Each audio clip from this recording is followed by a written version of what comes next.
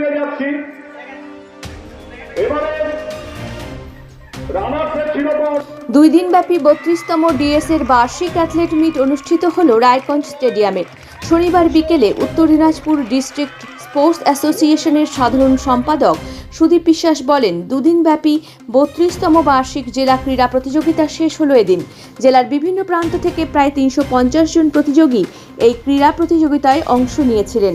প্রায় 90টি ইভেন্ট এর উপরে এই ক্রীড়া প্রতিযোগিতা অনুষ্ঠিত হয়েছে। দলগতভাবে জেলা চ্যাম্পিয়ন হয়েছে দেহশ্রী ব্যায়ামাগার এবং রানার্স আপ হয়েছে রায়গঞ্জ টাউন ক্লাব। আগামীতে রেজিস্ট্রেশনের মাধ্যমে রাজ্য ক্রীড়া প্রতিযোগিতার দল নির্বাচিত করে রাজ্য স্তরে পাঠানো হবে। সুদীপবাবু আরও বলেন, এই জেলা থেকে প্রতি বছর দেশের হয়ে লড়াই করার সুযোগ পান। এবারও তারা আশাবাদী।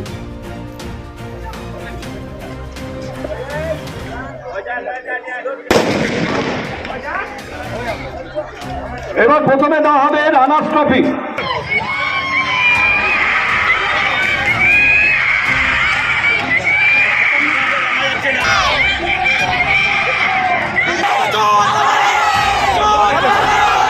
মিহিরটা প্রাইজ পেয়েছে।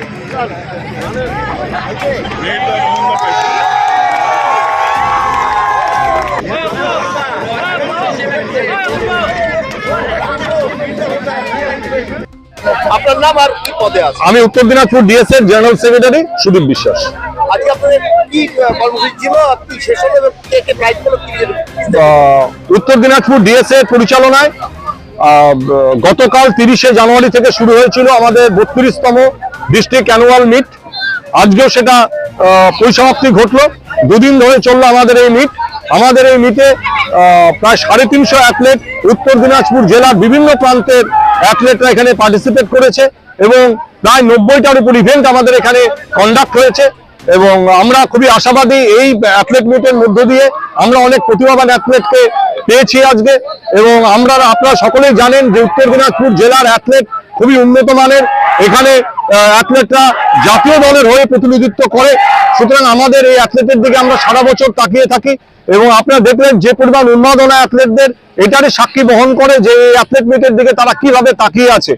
আজকের এই অ্যাথলেট মিটে 2 দিন ধরে চলা অ্যাথলেট মিটে চ্যাম্পিয়নের শিরোপা অর্জন করলো দেহশ্রী ব্যায়ামাগার এবং রানার্সের শিরোপা অর্জন করলো রায়গঞ্জ টাউন ক্লাব। মানে কতগুলো ইভেন্ট ছিল আপনাদের? 90টার উপর ইভেন্ট ছিল। কতজন প্রতিযোগী? 350-এর উপরে অ্যাথলেট পার্টিসিপেট করেছে এই 2 দিনের এই অ্যাথলেট মিট প্রতিযোগিতায়। পরিসমাপ্তি হলো। রাজ্যে কতজন যাচ্ছে? এবার আমরা রেজিস্ট্রেশন চলবে আমাদের এখানে আগামী 4 ফেব্রুয়ারি এবং 5 ফেব্রুয়ারি।